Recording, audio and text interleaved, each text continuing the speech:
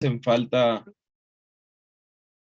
vamos a arrancar la sesión, nos hacen falta algunos presentadores, eh, pero bueno, estamos aquí, Axel, pues soy yo que voy a presentar una obra también, y Gerard Invert no estará con nosotros conectado ahora, pero envió su presentación por medio de un video. Entonces, pues bueno, muchas gracias a todas y a todos quienes están aquí en esta continuación de la segunda jornada del 21 Congreso de Cepancine. Esta es la mesa número 2 de presentaciones editoriales en la sala 1. Tenemos ahora una continuación de la mesa que tuvimos el día de ayer, donde se presentaron novedades editoriales en el campo. Esto lo hemos estado implementando en los últimos congresos y creo que es muy, muy útil, muy interesante, muy importante tenerlo. Y pues les recordamos que de hecho tienen acceso a estos materiales en el programa, está la carpeta para ello. En esta sesión nos va a acompañar Axel García Ancira Astudillo con la presentación de su obra México en la estética del nuevo cine latinoamericano. No se han conectado todavía, pero espero que no tarden en llegar, Rafael García Pavón y Joseph San Martín Cava, quienes nos van a presentar el último número de la revista de la Sociedad Iberoamericana de Antropología Filosófica, que se publicó hace mes y medio, con un número que es un número dedicado al cine y la filosofía. Yo estaré presentando una obra que tiene por título Decir la verdad mintiendo, del documental al falso documental. Y a través de un video, Gerard Invert nos hablará de su último libro, Crisis de Valores en el Cine Postmoderno. Entonces, pues vamos a dar inicio. Axel, creo que ya puedes activar tu micro y pues, si lo deseas. Nada más voy a presentar a Axel. Eh, pues él estudió la licenciatura y la maestría en estudios latinoamericanos en la Universidad Nacional Autónoma de México. Es candidato a doctor en humanidades con orientación en teoría del cine por la Universidad Autónoma Metropolitana, Unidad Xochimilco, y fue ganador del primer lugar en el concurso bienal de tesis sobre cine 2014-2016 que organizó la Filmoteca de la UNAM. También se ha dedicado a la producción. Su filme El cine de la utopía fue seleccionado al Festival del Nuevo Cine Latinoamericano 2017 en La Habana, en Contra el Silencio Todas las Voces en México, y en el Festival de Cine Independiente Latinoamericano en Bonn, Alemania. Y entre sus más recientes publicaciones se encuentran los libros Nueve miradas a la obra de Paul Leduc, el que va a presentarnos ahorita, así como un capítulo en el libro Roma y Museo, un capítulo del libro titulado Roma y Museo en los intersticios del cine de memoria. Muchas gracias por estar aquí con nosotros y bueno, creo que no tenemos que estar tan reducidos en tiempo. Igual y valdría la pena, terminando la presentación de cada quien, si alguien ya tiene una pregunta que quisiera hacer, que sea precisa y directa, pues lo hace al finalizar la presentación y seguramente habrá un chance al final para terminar de armar una buena discusión. Tenemos 20 minutos. Si te parece, Axel, cuando lleguemos a la marca de los 20, yo voy a activar mi micrófono para pedirte que ya estés por finalizar, ¿no? Y bueno, pues gracias por estar con nosotros. Adelante. Muchas gracias, Sergio. Bueno, pues antes que nada, un gran agradecimiento a este evento que me permite presentar esta obra. Pues esta obra tiene digamos, el pecado original de todos los libros que se editaron los años pasados, que es el que se editaron, pero salieron justamente en la mitad de la pandemia. Así que sus presentaciones pues han sido muy virtuales y en momentos en donde la gente no visitaba mucho librerías, aunque tiene la ventaja de que este libro, al ser publicado por la UAM, bueno, les digo el título primero, México en la estética del nuevo cine latinoamericano. Tengo la portada y el libro, pero después más adelante les voy a decir cómo obtenerlo de manera impresa y de manera virtual. La ventaja es que de manera virtual puede obtenerse de forma totalmente gratuita, ¿no? Y bueno, pues en ese sentido es un libro que, a pesar de que pues ya tiene más de un año de haber salido, pues ha tenido, digamos, pocas presentaciones, ¿no? En ese sentido es que agradezco mucho. Y les quiero platicar muy brevemente la historia de cómo surge este libro, para después leerles una pequeña parte que me parece que sintetiza muy bien. Y la historia de este libro es que es producto de una pregunta en un examen de titulación en estudios latinoamericanos, como ya platicaba Sergio Aguilar, en donde yo me dediqué a estudiar cuál era la pertinencia del nuevo cine latinoamericano desde categorías estéticas.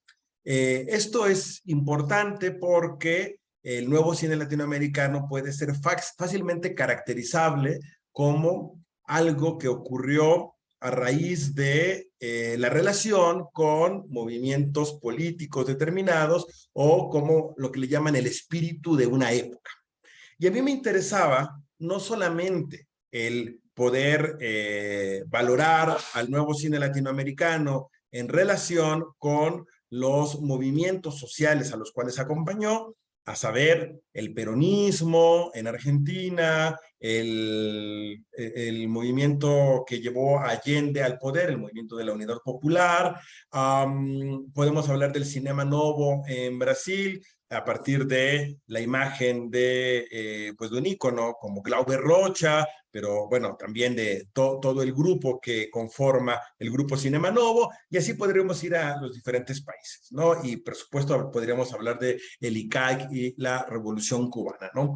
Y me interesaba saber sobre todo qué era aquello que pudiéramos nosotros ver concretamente en la materialidad fílmica, que nos pudiera hablar de si había un estilo compartido en toda América Latina, ¿no? Bueno, a partir de eso es que pienso las películas a partir de un devenir utópico y a partir de una categoría que se llama que le nombro la dimensión utópica. Entonces me pregunto cómo en la forma cinematográfica podemos advertir si es posible una dimensión utópica. Y esto llevó a que pues sondeara todas estas expresiones, algunas películas, me metiera en el cine boliviano, me metiera en el cine brasileño, en el cine argentino, en el cine chileno, como ya platiqué, en el cine uruguayo, y quedaba siempre la pregunta de ¿y qué pasa con el cine mexicano? Bueno, pues la respuesta a esto es que el cine mexicano tenía una relación diferente con el nuevo cine latinoamericano. En México sí se habían circulado los discursos a partir de el nuevo cine latinoamericano, se había editado por un tercer cine de Octavio Getino, de Pino Solanas.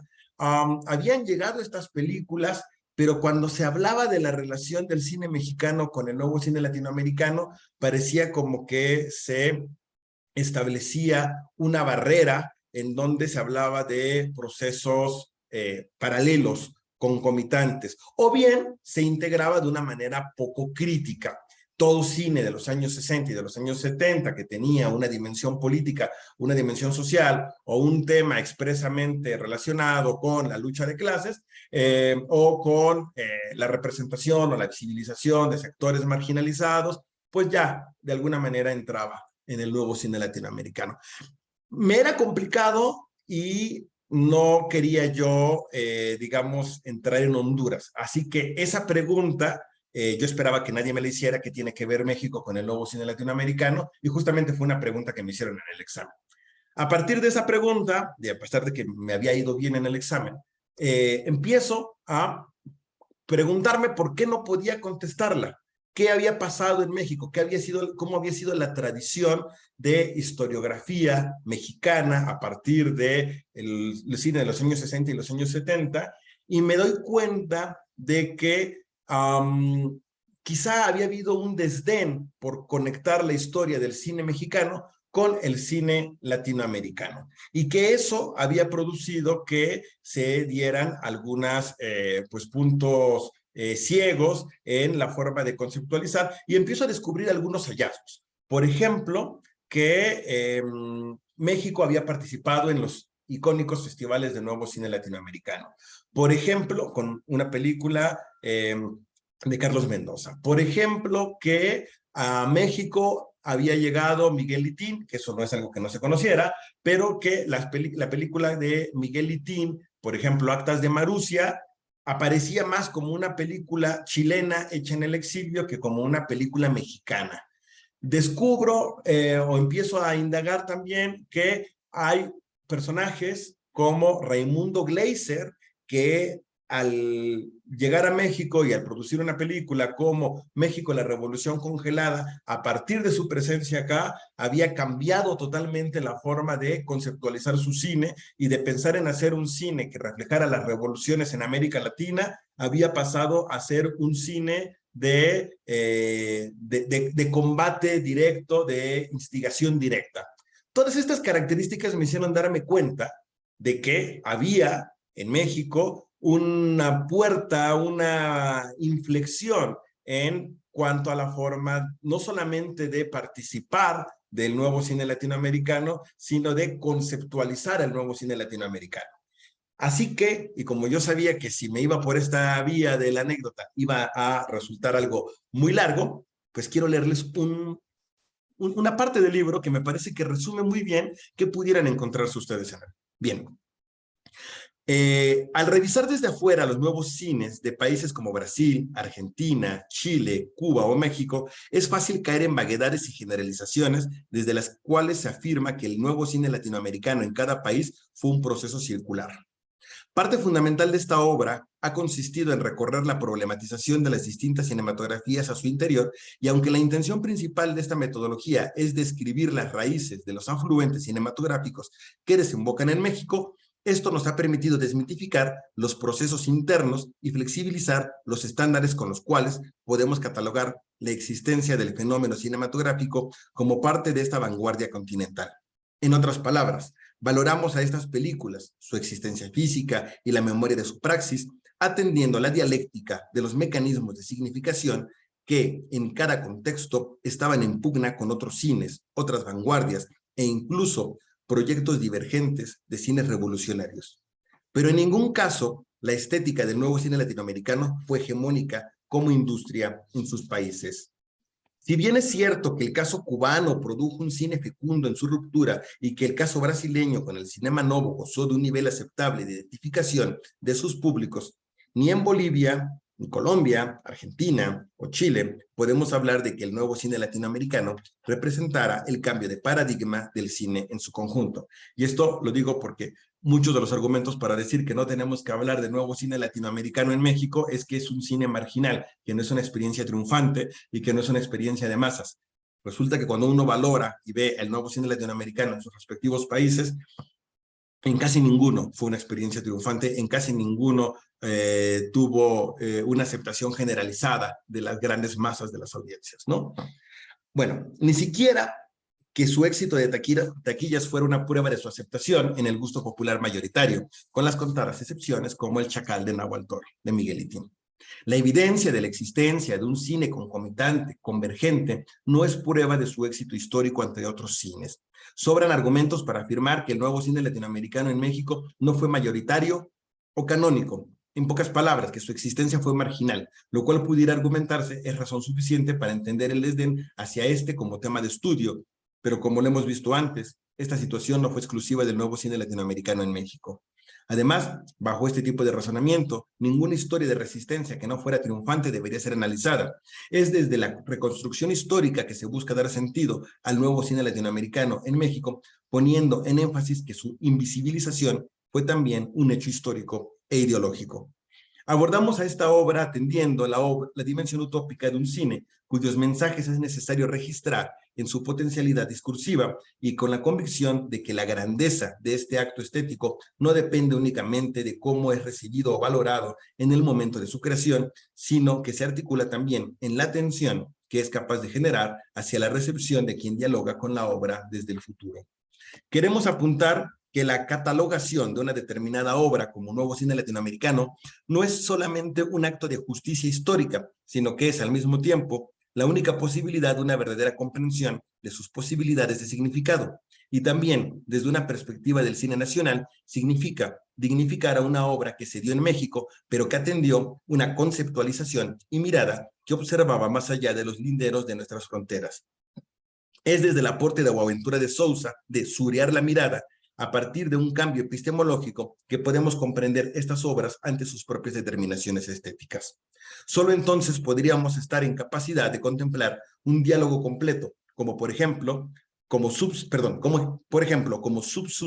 o antítesis del cine de la base, como confirmación o no del tercer cine, como afirmación o no ante el manifiesto de la unidad popular, y también como cine imperfecto, como estética del hambre, como cámara despierta o como cine del exilio. O quizás solo como un cine que se construyó andando, en términos de Paul Leduc, caminando el continente. Desde estos ángulos podemos descubrir a un cine que apunta todo por la utopía. Los realizadores del nuevo cine latinoamericano, más allá de sus diferencias particulares, postularon un tipo de cine que vale la pena recordar en nuestros días. Cada una de sus películas fue una apuesta por imaginar otros mundos, con la seguridad de que el cine nos debe conducir hacia ellos. El cine que hemos revisado podría analizarse desde otras concepciones. La existencia de estas obras pudiera ser, para algunos, el hallazgo de curiosas películas producto de ideologías caducas, las cuales se pueden convertir entonces en un objeto de admiración museística como evidencias de un cine extraño. Esta visión de cine cadáver es ideal para un desmembramiento de la obra y su reducción a un solo elemento de análisis cinematográfico. Observaciones de este tipo aportan elementos que quizás sean valiosos, pero que sin conexiones o explicaciones con el discurso de las obras no son más que juegos de lenguaje y crípticas exposiciones para la autocomplacencia. Estudios desde lo posmoderno, en tanto discurso, no en tanto lenguaje cinematográfico, alimentan la desvinculación de los fenómenos cinematográficos, pues ante el relato del fin de la historia y de la caducidad de cualquier teleología, la existencia de lo marginal se vuelve caldo de cultivo para el catálogo infinito de experiencias de lo diverso, y cualquier intento de agrupamiento resulta odioso, demodé y autoritario. La diversificación del análisis aporta en tanto que conduce a la desmitificación de las historias de un cine hegemónico, pero si se queda en la mera exposición, termina por homologar los proyectos disidentes al hipotético hallazgo de ruches de un pornógrafo. Se vuelve un análisis que juzga desde su sensibilidad paródica o que, como mucho, termina connotando un exotismo nostálgico. Podemos afirmar que las películas del nuevo cine latinoamericano en México operaron como una construcción que se realiza como contrapeso, pues su apuesta fue orientar la sensibilidad a desentrañar la forma en que los poderes fácticos operan. Este cine de subversión embiste contra el PRI, que ha traicionado su propio pueblo, de la película México, la Revolución Congelada, pero también es el PRI de etnocidio, que ha conducido a su población indígena a la miseria por el mantenimiento de los caciques, la burguesía empresarial y la Iglesia Católica coludida. Es el PRI como poder vetusto y agónico en el recurso del método, ridiculizado como anacrónico en tiempos en que sus represiones comienzan a ser vergonzantes para los propios hijos de la familia revolucionaria. Es RID México Insurgente como cuestionamiento de la mitologización de la épica de la Revolución Mexicana, que fuera convertida en sustento del Estado priista en el cine de oro. También RID es la duda del intelectual que se pregunta cómo estar en medio de la tormenta social.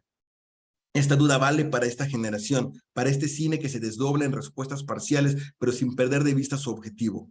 Ahí radica justamente la dimensión utópica del nuevo cine latinoamericano mexicano, en su capacidad de desdoblamiento, su necesaria potencialidad para atisbar el encuentro con una sensibilidad de su tiempo por medio de los mecanismos de la realización cinematográfica que producen y reproducen tanto emociones como intencionalidades. La experiencia de lo utópico representa la incorporación del sentido del devenir al juicio de cualquier realidad que se piense. La concepción en términos utópicos nos permite que se piense. La experiencia del juicio del utópico representa la incorporación del sentido del devenir al juicio de cualquier realidad que se piense. La concepción en términos utópicos nos permite pensar estas películas por su capacidad de construcción de un discurso implícito o explícito en su posibilidad de conformar futuro, atendiendo al mismo tiempo las condiciones particulares de los avatares de la sociedad mexicana en los años 60 y 70. En rigor, no se trata de saber si estas películas influyeron o no en el movimiento social de su tiempo, sino de su existencia en tanto evidencia de un cine proyectista que estableció como sus propios principios la fundamentación de una ontología para su obra, carácter desde el cual podemos catalogarlas como un nuevo cine latinoamericano. Más allá de ver si en México se dio alguna contribución al nuevo cine latinoamericano, primero es necesario ser capaces de reconocer al cine que tuvo lugar en nuestro país desde una dimensión epistémica que nos permita avistarlo. Por poner un par de ejemplos, Sergei Eisenstein y Luis Buñuel han sido directores consagrados cuya actividad cinematográfica en México ha sido valorada y aún reconocido por su influencia en el cine nacional. Raimundo Gleiser y Miguel Itín, por otro lado, son apenas vistos como visitantes anecdóticos en las historias del cine nacional.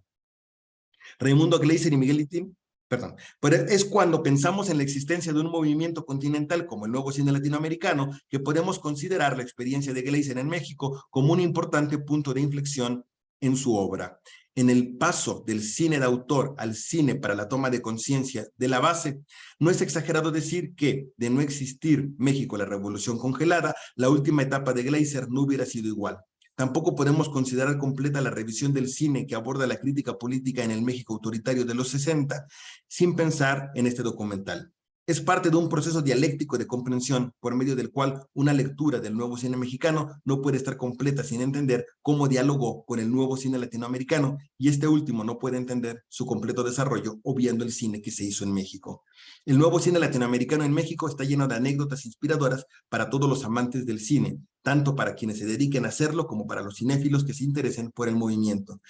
En Argentina, tuve la oportunidad de entrevistarme con Birna Molina y Ernesto Ardito, realizadores del documental Raimundo, sobre la vida de Raimundo Gleiser. Por medio de Humberto Ríos, quien fuera maestro de ellos, y de Gleiser, comenzaron la indagación sobre quien para ellos es un símbolo por haber entregado su vida a realizar un cine militante. Al iniciar su investigación, no había más que una fotocopia de una foto de Gleiser. Era todo. La dictadura había borrado su imagen y sus películas estaban prácticamente desaparecidas. Birna y Ernesto, no me lo dijeron, pero lo sospecho, estaban haciendo algo más que un documental sobre un personaje borrado del cine argentino. Estaban buscando ellos mismos reconstruir su propia historia y una guía a su forma de hacer cine. Estaban desmontando, mediante la memoria, el proceso simbólico de la desaparición. Quizá hoy la mayoría siga sin conocer a Raimundo Gleiser, pero ya hay un centro cultural, un festival de cine, un concurso y agrupaciones estudiantiles que llevan su nombre. Para los estudiantes ha vuelto un referente por su forma de entender y hacer cine y sus películas se comercializan incluso en México. Años después, Birna y Ernesto harían Corazón de Fábrica, sobre la toma obrera de una fábrica ceramiquera, Sanón. No hace falta mucha imaginación para adivinar que este documental tiene una conexión con el cine de Raimundo Gleiser, en particular con el nuevo cine latinoamericano. La reconstrucción de la memoria puede inspirar a nuevos realizadores. El descubrimiento de los hallazgos aquí presentados quizá permita a nuevos cineastas mexicanos entender de manera distinta su pasado y descubrir en estas imágenes un derrotero para su creatividad, ya sea para acercarse al movimiento o para distanciarse de él. Esta era la esperanza de Humberto Ríos, quien con su refugio en México resguardó también su cine y su forma de pensarlo. Para él, el sustento que dio origen a un cine comprometido con la realidad social nunca perdió su vigencia. El nuevo cine latinoamericano necesita, claro, renovarse, pero sin ceder a la búsqueda de una mayor libertad desde la cual podemos expresar formas sensibles propias para un futuro distinto, sin renunciar a la atención utópica que lo produzca. Cita, y con esto termino. Hay muchas formas de hacer cine, tanto un cine comercial como un cine independiente, como un cine militante. Hay que encontrar las raíces en donde poder colocar el ojo y extraer de esa realidad lo que supone está escondido. Todo lo que vemos tiene un fondo. Hay que ver siempre por encima de la apariencia. Y los jóvenes que de algún modo intentan hacer un cine documental, un cine de aproximación a lo real, tienen que acercarse a lo real, pero también a lo surreal, a aquella superficie que no es visible y que está escondida entre las piedras, entre los musgos, entre el pasto, que hace que la realidad tenga un aspecto diferente a lo que realmente es. Cuando Alfredo Guevara habla, ¿qué es lo que importa para los jóvenes? Contestamos, que seas desenfadado, libre, tomando el pasado como forma, tomar el presente sin olvidar el pasado y superándolo. Para hacer eso hace falta todo un proceso que va por dentro, que es leer, sentir, estar presente y observar. Y cuando uno descubre ese sentimiento, es cuando uno descubre lo que tiene que hacer. Esta entrevista de Humberto Ríos, realizada por mí y por Rodrigo Salinas, es del 23 de abril de 2014. La experiencia del nuevo cine latinoamericano en México plantea un nuevo trazo en la profundidad, la temporalidad y las posiciones de este.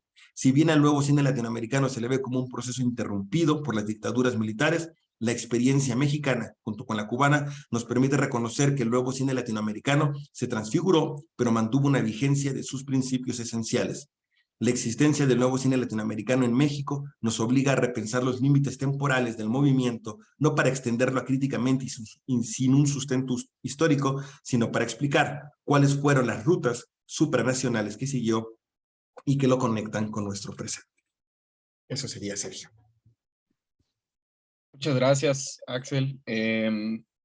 Pues así como ya el equipo logístico nos señaló en el chat, si alguien quiere hacer una pregunta, comentar algo de la presentación, podemos hacerlo ahora mismo. Si hubiera algo como puntual que quisieran comentar o preguntar. Y también durante las presentaciones pueden dejar la mano alzada, por ejemplo, y cuando termine la presentación les pasamos la palabra. Eh, Quizá nada más yo te preguntaría algo muy rápido. No sé si te entendí bien, pero como que entendí que con Honduras no te querías meter, Axel. No sé si te estoy como parafraseando correctamente. Algo así te entendí que dijiste, ¿no? O sea, ¿a qué te refieres con eso? Ajá. No, no sé si dije Honduras. Si lo dije, me disculpo. No. Era con México. En un principio no quería, no quería relacionarlo porque no tenía las herramientas epistémicas para hacerlo. Eso era como lo que Sí, intenté decir. sí, justo lo hice justo antes de señalar que esa era la pregunta que no querías en tu examen y que fue la que te hicieron. Sí. Quizá fue un equívoco, ¿no?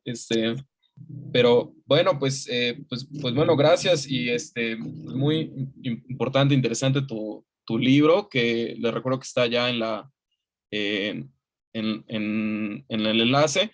Y antes de pasarle la palabra a Jacqueline, que veo que tiene alzada la mano, rápidamente una pregunta aquí de Ramsés en el chat. ¿Qué diferencias señalarías entre este libro con la tesis que fue premiada en la Bienal? Sí, para contestar muy rápido, esta tesis tiene todo el aparato teórico-metodológico, tiene partes que no aparecen en el libro y el libro contiene todo un capítulo, bueno, aparte de ser una versión completamente revisada de la tesis, eh, tiene un capítulo de análisis de las películas que se produjeron, digamos, como producto de esta relación entre México y los realizadores del nuevo cine latinoamericano, que es la presencia de Miguel Itín en México, la presencia de Raimundo Gleiser en México, y el cine de Paul Leduc en particular, y de este último cineasta del cual recojo esta última cita, ¿no? De Humberto Ríos, el más desconocido. Nada más para platicar una rapidísima anécdota de cuál es la importancia de Humberto Ríos. Humberto Ríos llegó a México, aparte de, ya venía siendo profesor de cine en la Escuela de La Plata, de Raimundo Gleiser. Cuando llega a México también es profesor de cine y se vuelve profesor de fotografía del CUEC. Y él fue el profesor de fotografía, uno de los profesores de fotografía de Manuel Lubezki. Digamos, eso como para que podamos entender estas conexiones hacia dónde nos llevan y también qué posibilidades tenemos nosotros ahora de establecer estas líneas genealógicas de un cine que aparentemente no tiene nada que ver, como el cine de los tres hermanos, con Emanuel Lubezki como el autor fotógrafo y hasta el nuevo cine latinoamericano. Bueno, ¿hay alguna relación? Pues probablemente, pero hay que trazar estas genealogías, ¿no? Muy bien, Creo que Jacqueline quería preguntar. Sí, vamos a escuchar a Jacqueline. Hola, gracias. ¿Qué tal, Axel? Aquí, hola. Pues bueno, obviamente más bien me voy a dedicar a leer ese libro porque me interesa bastante, pero pues digamos que ya que estamos aprovechando que está acá el autor, preguntarte que habías mencionado que en esta indagación que haces, había uno de tus criterios, yo le voy a llamar como una categoría, pero a lo mejor no es una categoría, o un criterio de revisión relacionado con las hegemonías, ¿no?, cinematográficas, y en la revisión que haces encuentras que esas hegemonías no estaban tan presentes, o algo así yo entendí, y que más bien había ciertas cualidades, no sé si estéticas o narrativas, que hablaban de ciertas quizá características que podrían ser singulares, no lo sé, de los diferentes cines latinoamericanos que estuviste revisando. Pero mi pregunta es, no sé si son criterios o categorías, ¿cómo lo definiste para decir qué es hegemónico y qué no lo es? Ok. Sí, no, quizá no fui suficientemente claro en este momento de la exposición por lo apretado, y tal vez estoy como confundiendo cuestiones que tienen que ver con la obra de la licenciatura, con esta obra de la maestría. En la obra de licenciatura sí hay una búsqueda de algunos conceptos que nos permiten ver como estructura del discurso la función utópica, que es una categoría que viene de Arturo Andrés Roig, de la Escuela Argentina de la Filosofía para la Liberación. Acá, cuando de parte del texto que leí, que es el epílogo en realidad, nada más que descubro que este epílogo viene muy bien, o sea, lo escribo después de decir, bueno, ¿y para qué escribí esto, no? Y entonces me parece que es una buena justificación de las intenciones de por qué lo escribí, ¿no? Y si pudiera rastrear algo acá que tenga que ver con las hegemonías, creo que tendría que hablar sobre el cómo hay cines hegemónicos que se contrapuntean con los cines no hegemónicos, por llamarles de alguna manera, o podríamos llamarles también cines marginales o emergentes. Y aquí va la explicación de lo que intenté decir hace unos minutos, o de lo que leí, tal vez no se entiende por lo rápido que tiene que ser por el tiempo acotado. Es que una de las argumentaciones para decir que en México el nuevo cine latinoamericano era marginal y por lo tanto era una experiencia que no tenía por qué estudiarse, era porque era un cine que no había sido un cine triunfante. Era un cine que había sido un cine derrotado, se había quedado como una hipótesis de un cine que podía llegar a ser, ¿no? Entonces, bajo esa argumentación, se decía que sí había habido algunas experiencias de cine militante en México, pero que esas experiencias de cine limitante no eran el cine que valía la pena estudiar, y que el cine que valía la pena estudiar era el cine de la libertad de expresión de Echeverría. O sea, una libertad de expresión, como ya sabemos cómo fue, pero sí, bueno, evidentemente hubo una nueva camada de directores que vienen en esa época y que hacen un cine completamente diferente. Y dentro de ese cine diferente, y dentro del cine independiente que se realiza entre 1960 y desde 1950 y 1970, no se busca si hay posibilidad de conexiones con el nuevo cine latinoamericano. Y digo no se busca porque definitivamente no hay tesis, libros que hayan visto la relación con el nuevo cine latinoamericano desde México. Desde otros países sí, fueron muy, digamos, fueron muy caritativos con nosotros, la palabra no sería esa, fueron muy amables, fueron muy diplomáticos, y siempre incluyeron al cine mexicano. El cine cubano siempre incluyó al cine mexicano. Miguel Litín, Fernando Birri siempre incluyeron al cine mexicano, pero lo incluían con un brochazo muy largo, muy grande, porque lo que ellos hacían es ver los directores que se presentaban en los festivales, ver las películas que llegaban, y a partir de ahí tratar de encontrar estas conexiones. Entonces, lo que yo intento en esta obra no solamente pensar en estas citas que pudiéramos encontrar cruzadas de qué películas se veían y qué películas llegaban a los festivales, que esa es una posibilidad, sino indagar realmente cuáles fueron las características que dieron en Argentina principalmente y en Chile el paso de un cine popular a un cine de instigación social para la consecución de un futuro político distinto. Esa es para mí una de las características que viene en ese cine. Y esto sí, en México se dio de alguna manera en algunas películas icónicas. El Grito, por ejemplo, Canoa, pudiéramos hablar también de El Apando, pudiéramos hablar de la influencia de revueltas.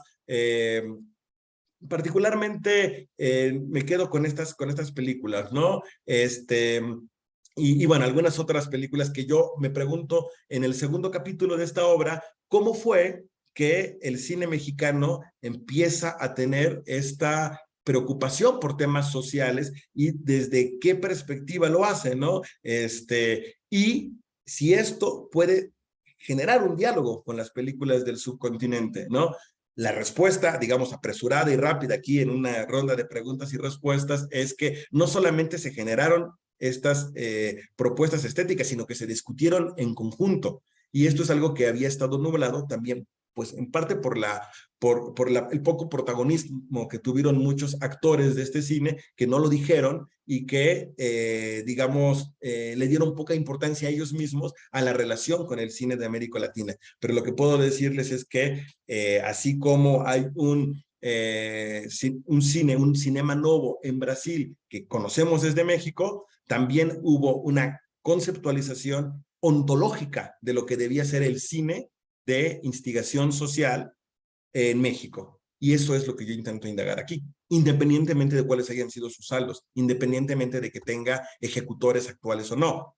Mi apuesta es que sí está y que sí los tiene, y que si podemos nosotros nombrarlo como nuevo cine latinoamericano, no solamente vamos a darle su lugar a esa historia, sino que también vamos a poder reconocer la genealogía de un cine militante político que hay hoy en día, con sus diferencias, con sus matices, con sus respectivas orientaciones geográficas, políticas de la actualidad, pero que de alguna manera le deben a esa historia. Entonces, este libro es sobre todo un reconocimiento de esos lazos del cine, del exilio argentino y chileno en México, que de alguna manera dialogaron con un cine que ya se hacía acá. Muy bien, muchas gracias. Gracias, Jackie. Muy bien, gracias. Hay otra pregunta, pero para que podamos tener el tiempo de las demás presentaciones, es si quizá Axel quiera responderla por escrito en el chat o esperamos un poco más adelante en la ronda final, ¿no? Sí, lo escribo y si hay oportunidad más adelante, la retomamos. Claro, gracias. Muy bien. Bueno, les comento que en el programa continuaba la presentación del número especial de la revista, pero sus editores nos habían mandado un correo solicitando que los pusiéramos más bien un poco más adelante en la sesión, porque tenían un compromiso ahorita. Entonces, pues bueno, vamos a saltarlos y ahora me toca a mí presentar la obra. Voy a compartirles una breve presentación y bueno, voy a tomar ahora la curiosa tarea de leer mi propia semblanza en voz alta, ¿no? Pues bueno, Sergio Aguilar es maestro en comunicación por la Universidad Nacional Autónoma de México. Sus líneas de investigación son el psicoanálisis, la teoría de la comunicación y los estudios de cine. Cuenta con más de 25 publicaciones académicas, ejerce la docencia universitaria desde 2014, es parte de Cepancine, también del Centro de Investigación en Teoría y Análisis Cinematográfico y del Centro Lacaniano de Investigación en Psicoanálisis. Y bueno, aquí pues la obra que les voy a presentar pues es el primer libro de mi autoría, lleva por título Decir la verdad mintiendo, del documental al falso documental. Lo publicó la Universidad Iberoamericana recientemente, tiene 2 meses los ejemplares físicos que salieron, son 336 páginas. Y bueno, quisiera ahorita primero presentarles cuál es el recorrido que olvidé poner el cronómetro, ahora sí ya está corriendo. Primero quería presentarles cuál fue el recorrido que se siguió para decantarlo en esta obra y luego pues darles un panorama, un tour por el índice, ¿no?, del libro. Pues bueno, ese es el texto que está en la contraportada. Tomando categorías teóricas del psicoanálisis, la filosofía del lenguaje y la teoría del cine documental, esta obra analiza al falso documental, que es un género que ahorita quisiera yo que podríamos discutir.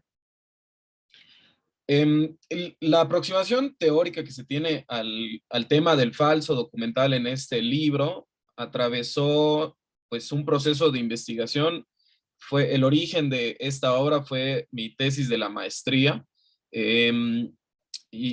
bueno, la tesis de la maestría inició con una hipótesis que decantó en no servir para nada, digo, en todo caso, en servir para demostrar su inutilidad para pensar el tema, que es la distinción entre la ficción y el documental, como la distinción entre lo falso y lo verdadero. Había alguien que estaba haciendo su tesis de maestría sobre el falso documental y creía ingenuamente que el falso documental podría aproximarse como una distinción a partir de ciertas categorías o de pistas que ubicaba la película y que nos permitían señalar si esto era un falso documental o era un documental.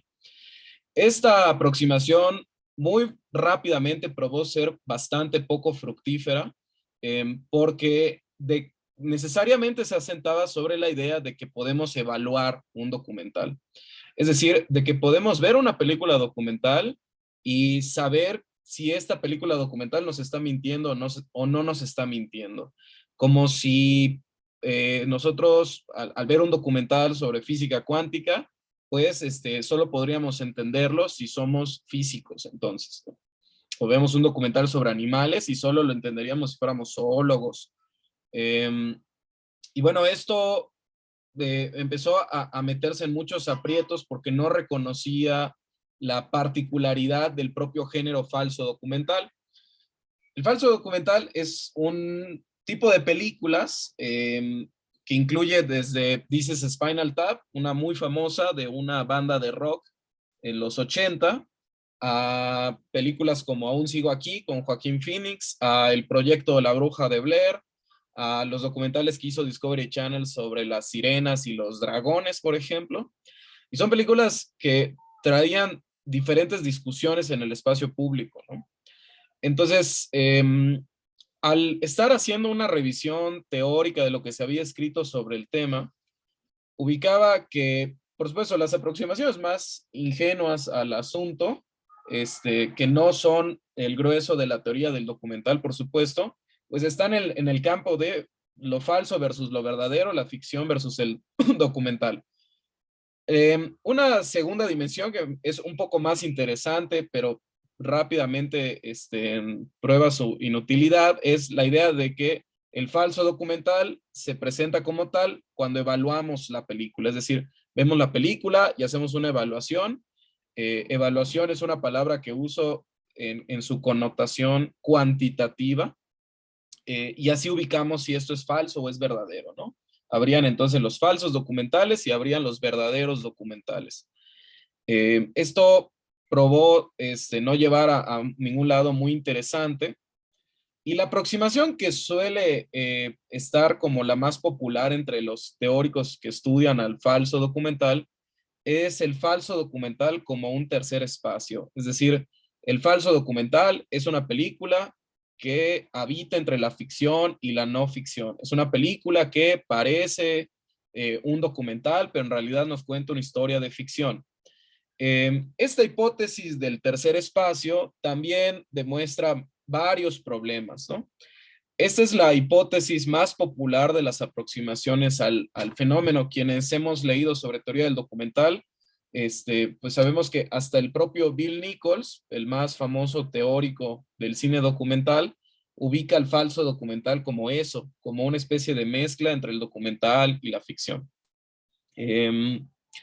A mí me pareció más interesante ubicar no al tercer espacio como el espacio que está después del 2, digamos, sino como un espacio heterotópico. Ese concepto de la heterotopía es de Michel Foucault, y para Foucault el espacio heterotópico era, a diferencia de las utopías, por ejemplo, ¿no? Conectando con lo que nos estaban presentando, para Foucault el espacio heterotópico es un espacio que funciona como si fuera una utopía, porque es un lugar que cancela las relaciones sociales y de lenguaje de los otros espacios, pero a diferencia de las utopías, las heterotopías, el otro espacio sería, ¿no?, el origen etimológico, sí existen, es decir, sí podemos señalarlo con el dedo, podemos ir a ese espacio.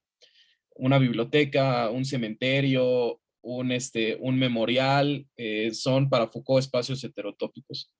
Me parecía entonces que el concepto del falso documental como un espacio heterotópico resultaba más interesante porque ubicaba entonces allí la cuestión de pensar al falso documental como algo que resulta de un encuentro o de un choque con el edificio del documental.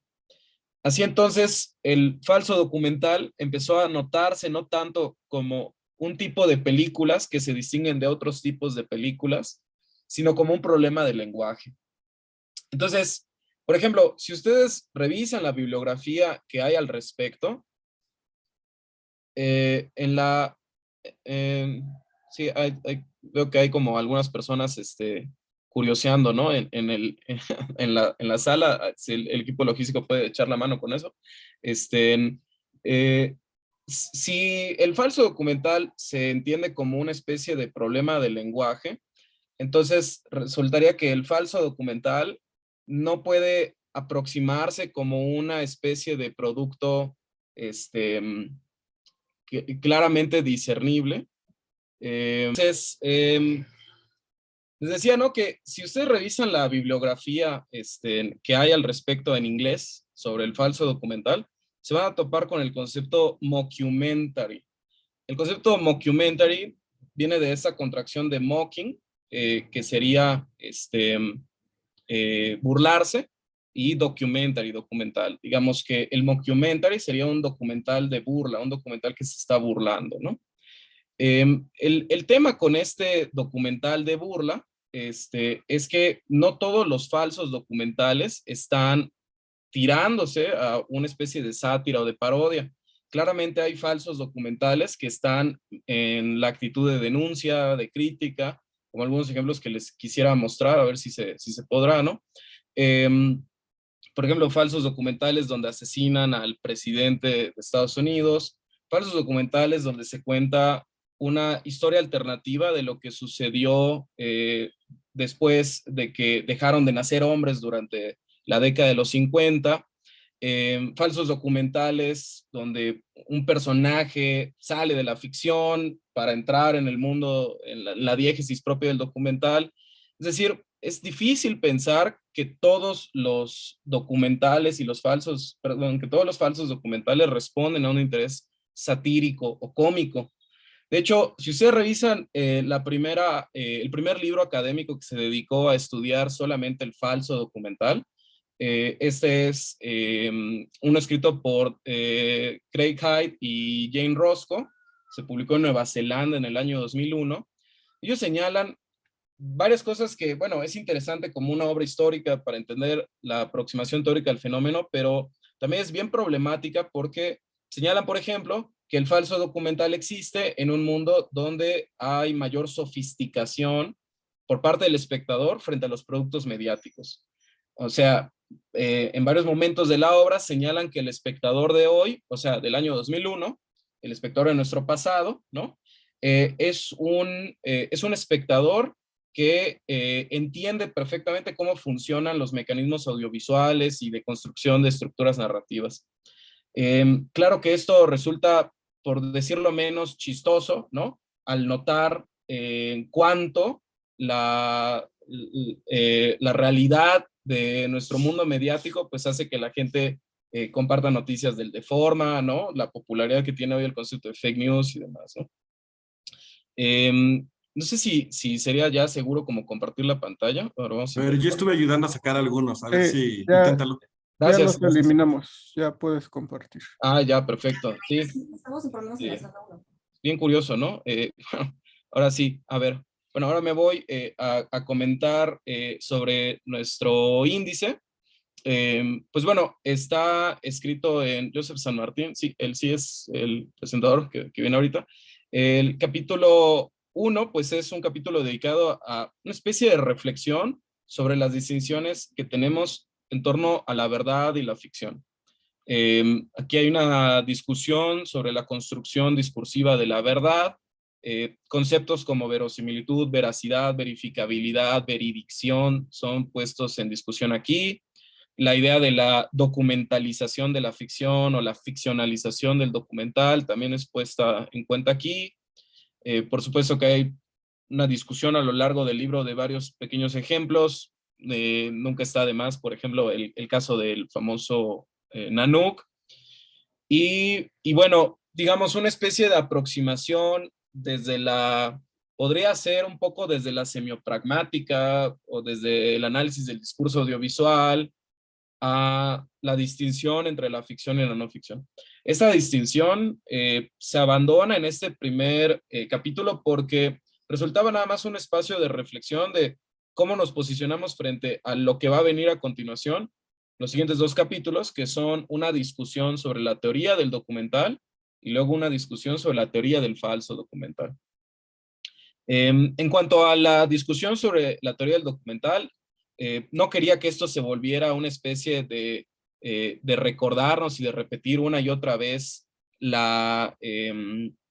cuáles los principales postulados de la teoría del documental, sino más bien hacer una propuesta de cuáles serían los elementos clave del discurso documental, de su forma audiovisual y de sus procesos de recepción, que derivarían en asumir que una película es documental. Una parte de este capítulo es dedicada a estudiar lo que llamamos como casos problemáticos o casos límites del cine documental.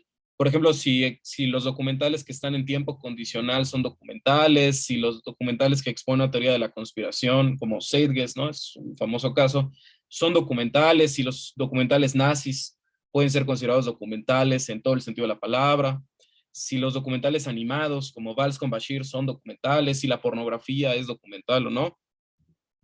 Y también, claro, una pequeña discusión sobre las aproximaciones desde el psicoanálisis al cine documental. Esto era la antesala para el tercer capítulo, que funciona como una especie de espejo, que es una discusión teórica sobre el falso documental. Aquí pues hay una revisión de lo que algunos llaman el marco teórico, ¿no? Del falso documental, pues bueno, es esto, ¿no? O sea, es una revisión de algunos principales autoras y autores que han discutido el concepto del falso documental. Aquí está la portada de este libro que les decía, es la primera aproximación en forma de libro.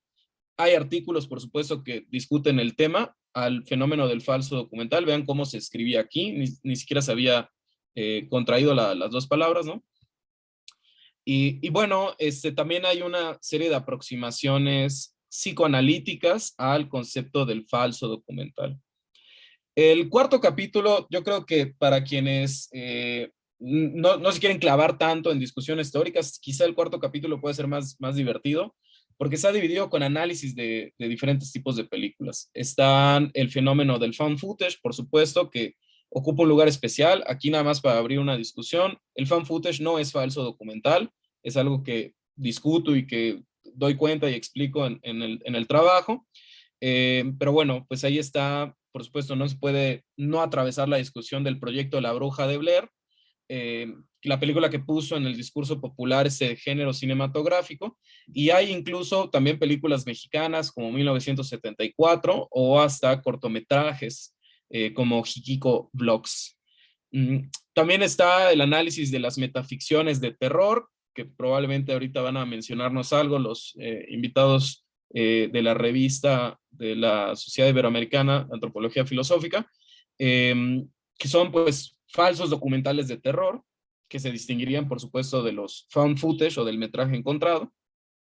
Está la discusión sobre el lugar que tiene el documental científico en la discusión del falso documental.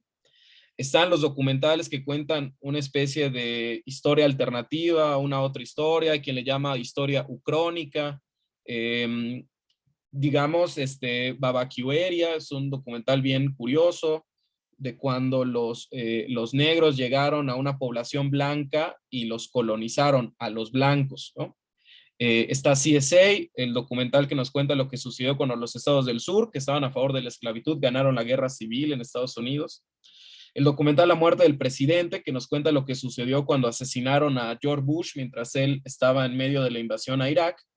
O el documental No hay hombres más allá de este punto, que nos cuenta lo que sucedió cuando en los años 50 dejaron de nacer hombres, de modo tal que en el año 2015 de ese mundo alternativo, casi la totalidad de la población mundial son mujeres.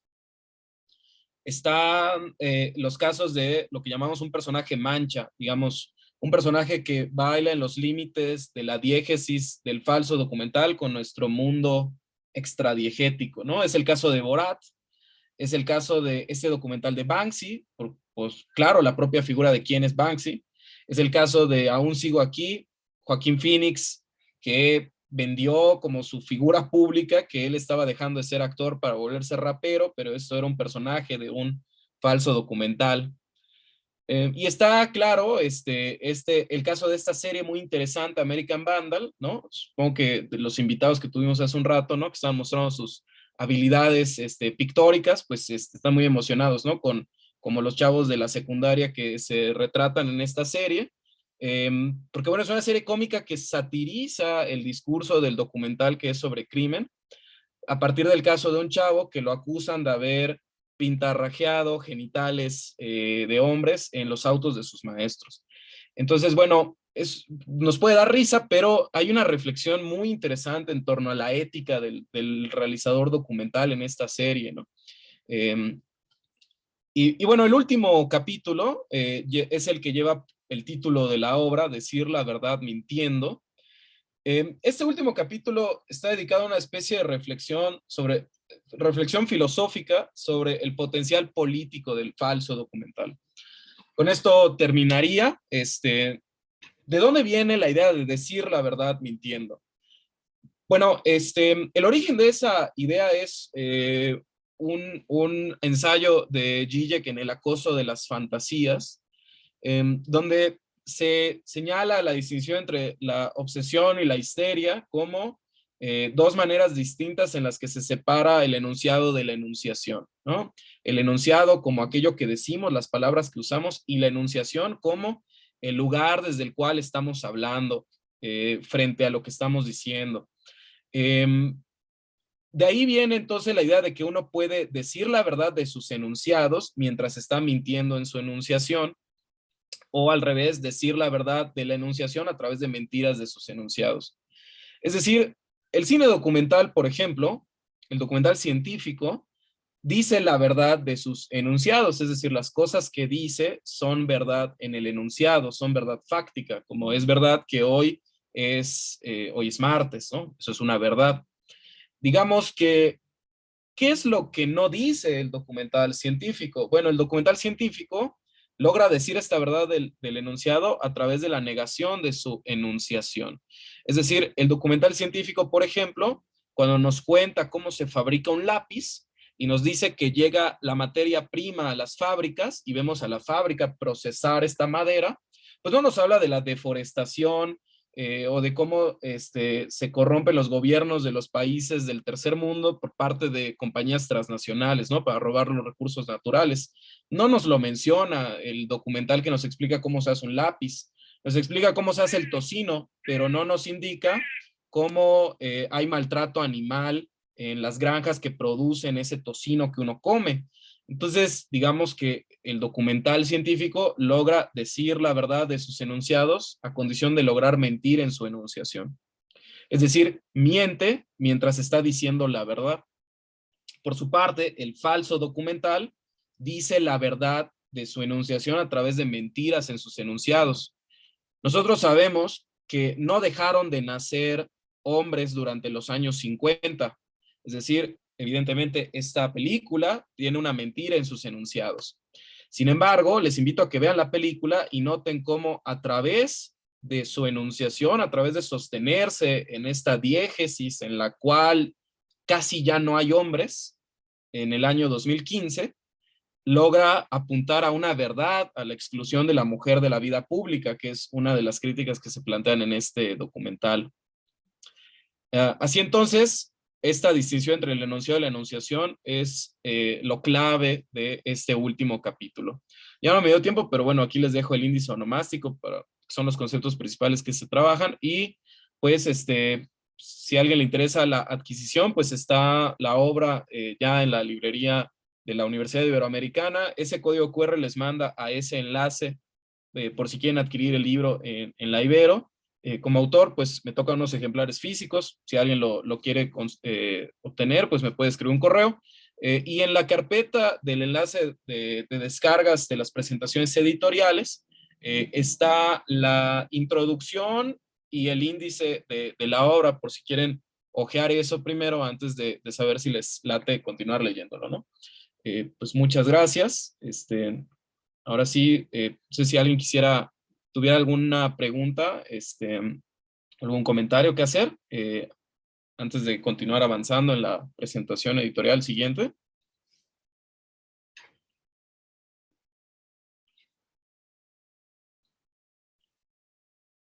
Había un comentario en el chat, no sé si lo quieras recuperar. Ah, gracias. Sí, supongo que no es el que le manda a Jane, ¿no? Hay algunas películas que parecen mockumentaries, como No mires arriba, y casi todas las series de Star Trek tienen elementos documentales. Por ejemplo, los celulares pueden producir. Claro, sí, es bien, bien interesante, ¿no? No he visto la de No mires arriba, pero nunca había, o sea, claro, sé a cuál te refieres, ¿no? La de Leonardo DiCaprio y esta Jennifer Lawrence, ¿no? Pero no la he visto, solo primera vez que escucho que se refiere a alguien a ella como si fuera un falso documental, ¿no? O bueno, dices que parece un falso documental, ¿no? Qué interesante, ¿no? Sí valdría la pena como checarla. Ahorita, no sé si vieron la serie de Rehearsal, está en HBO. Es una cosa que de haberla visto antes de hacer la tesis, bueno, seguramente la hubiera incluido, o el libro, seguramente lo hubiera incluido, porque es también una cosa bien interesante, ¿no? Pero bueno, creo que es un género que trae muchas discusiones importantes, ¿no? O sea, es un género que uno no se puede aproximar.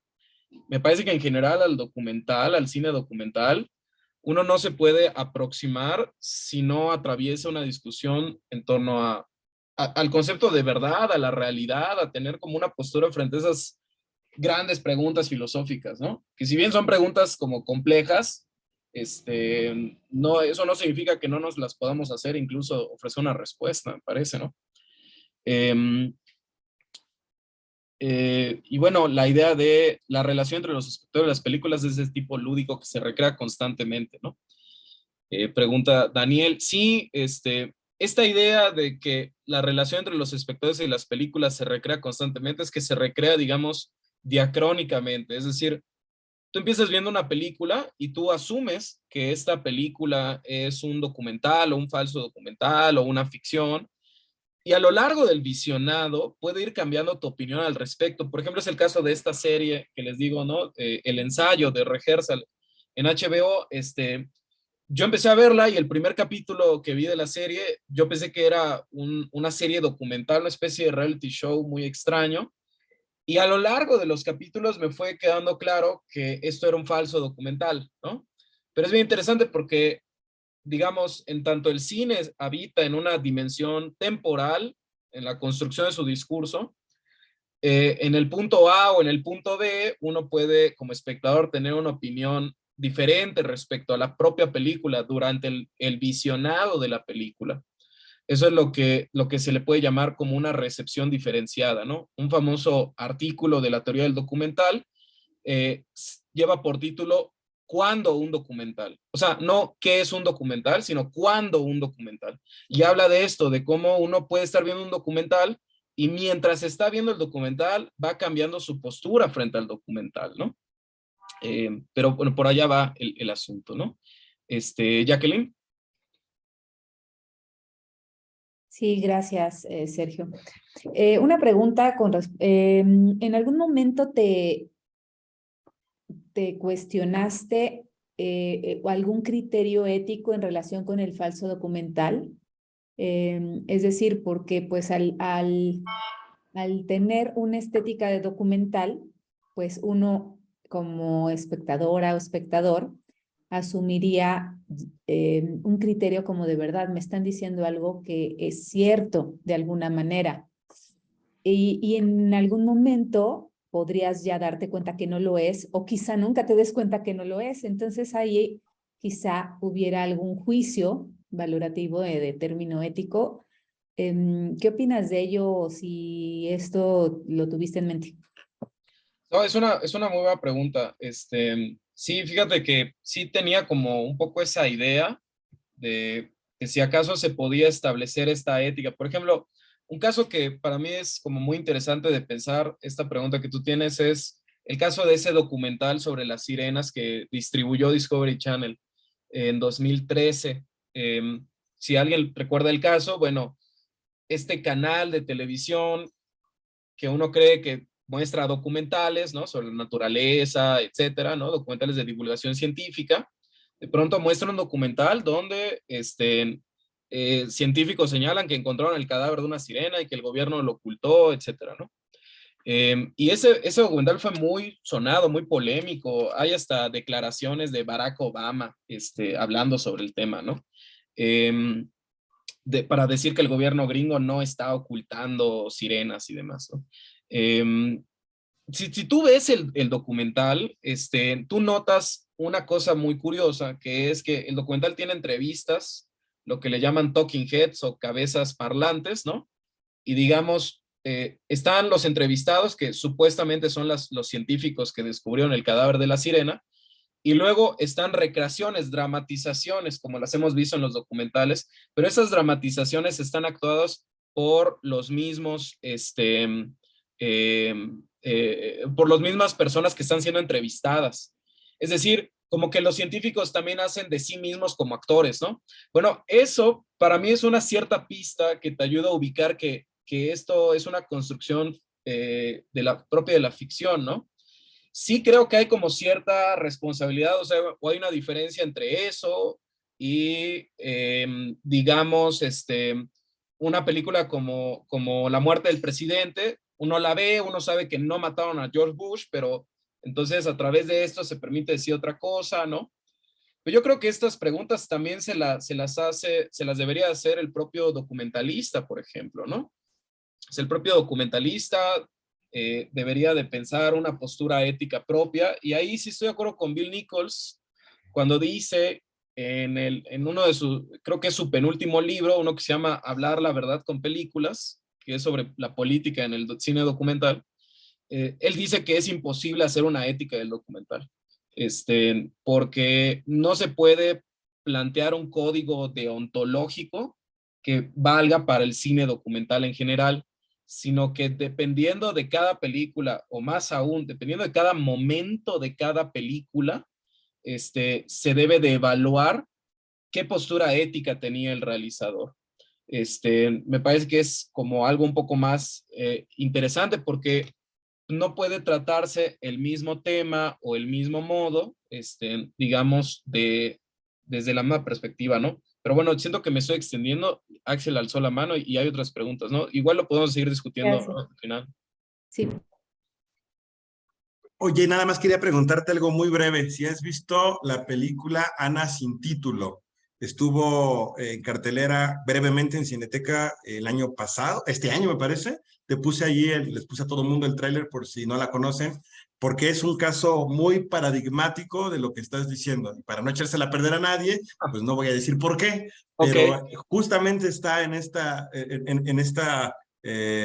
digamos, en esta línea entre la ficción y el documental o el falso documental, y uno se termina preguntando si aquello que documenta no es real a pesar de que nos haya engañado.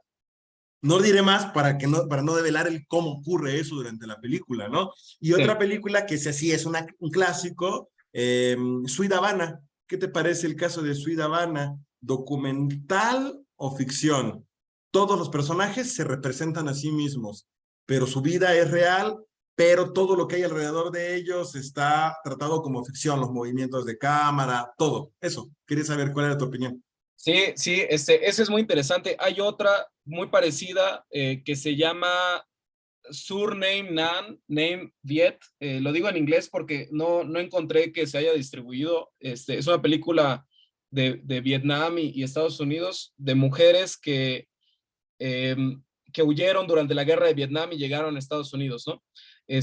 Pero es bien curioso porque al principio de la película tú entiendes que son las mujeres que están siendo entrevistadas, ¿no? Y luego te das cuenta de que son actrices que están haciendo lip sync sobre las entrevistas mismas.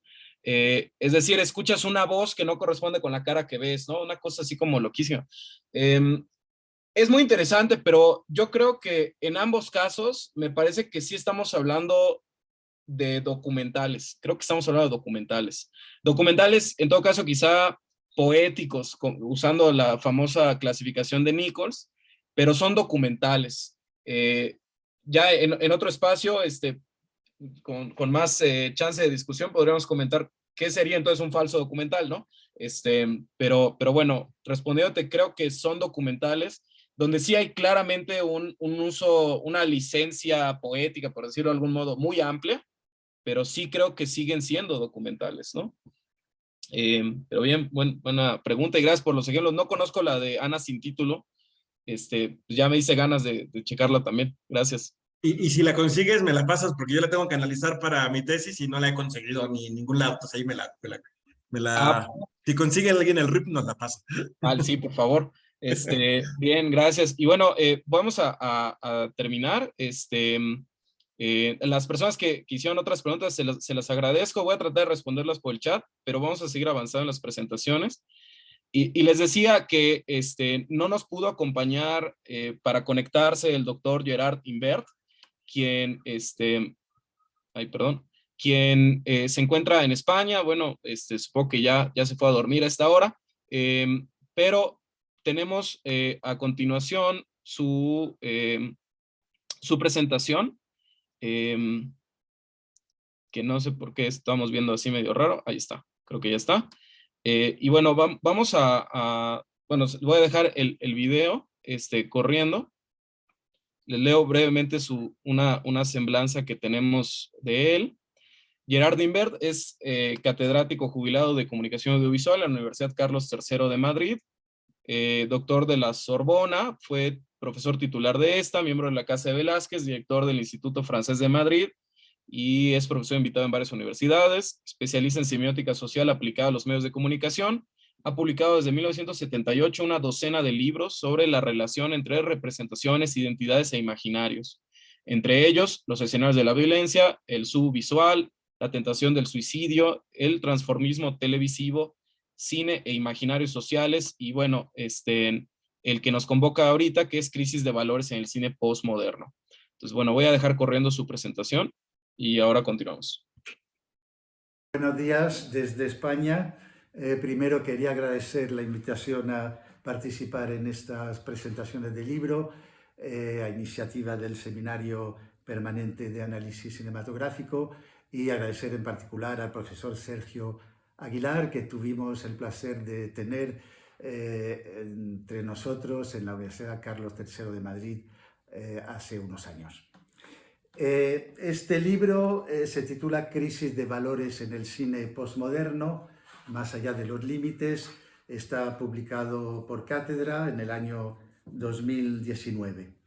Es la continuación de la reflexión muy ambiciosa iniciada en el anterior libro, que era Cine e Imaginarios Sociales, publicado en el 2010, donde intentaba abarcar una serie de imaginarios relacionados con la representación que ofrece el cine actual en diferentes países, áreas culturales. Estaba estructurado en torno a grandes directores, también algunas filmografías nacionales, como la de México, por ejemplo, donde había un apartado sobre la obra de Iñárritu, Reigadas y Escalante. Este nuevo libro pues intenta prolongar esta reflexión y ver el reflejo de estos imaginarios en las conductas colectivas e individuales a través de sus representaciones, las representaciones que ofrece lo que llamo el cine postmoderno. Voy a definir brevemente lo que entiendo por cine postmoderno. Para mí es un cine del cuestionamiento y de la ruptura, de corte exploratorio, casi podríamos decir experimental. De allí esta búsqueda a veces de los límites a la que me refiero continuamente en el libro.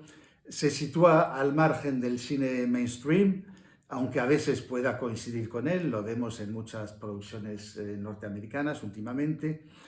Es más radical que este cine mainstream en la medida en que hace caso omiso del pensamiento binario e hurga en lo que podríamos llamar la complejidad humana, la ambivalencia del cine actual, del sujeto actual. Es entonces un cine que huye a menudo de todo planteamiento axiológico, de ahí el subtítulo, Más allá de los límites, porque se sitúa muy a menudo más allá del bien y del mal, más allá del tabú. Es un cine que describe, observa, diseca, más que explica u opina, que se explaya en la mirada, que hipervisibiliza objetos y sujetos, los pone al desnudo, se desenvuelve en la vivencia bruta más que en la exposición lógica.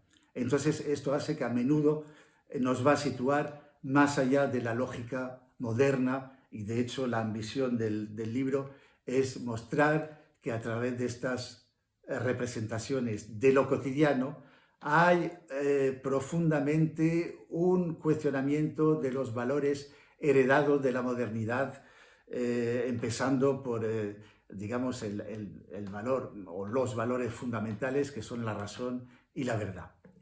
Entonces no es un cine de la evolución histórica, no es un cine que se inscribe en una descripción lineal, orientada hacia un fin, hacia la resolución de los conflictos. No es un cine, pues, de conflicto psicológico ni moral, sino que confronta directa y brutalmente el sujeto con la urgencia, con el hic et nunc, con lo más, lo que he llamado el ultra presente en el que vive el sujeto postmoderno, esta necesidad de estar preparado continuamente para competir, para estar a la altura, para responder a la imagen que se espera de uno mismo, a la demanda social.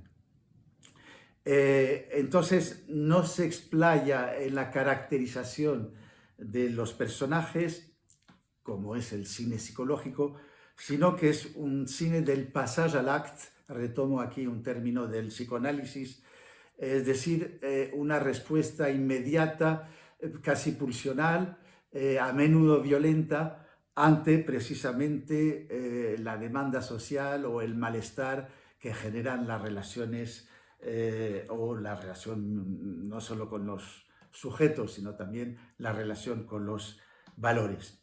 Entonces, desde esta perspectiva, no importan tanto lo que son y valen los sujetos, sino lo que hacen y cómo lo hacen.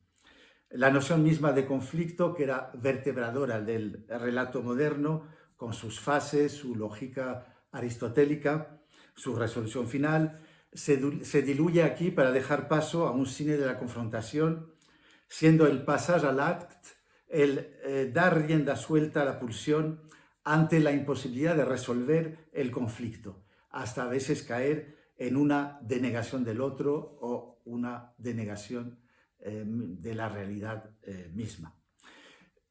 Bueno, esto puede parecer muy abstracto, pero lo que he intentado en este segundo libro sobre imaginarios identidad es aplicarlo a una serie de imaginarios y conductas.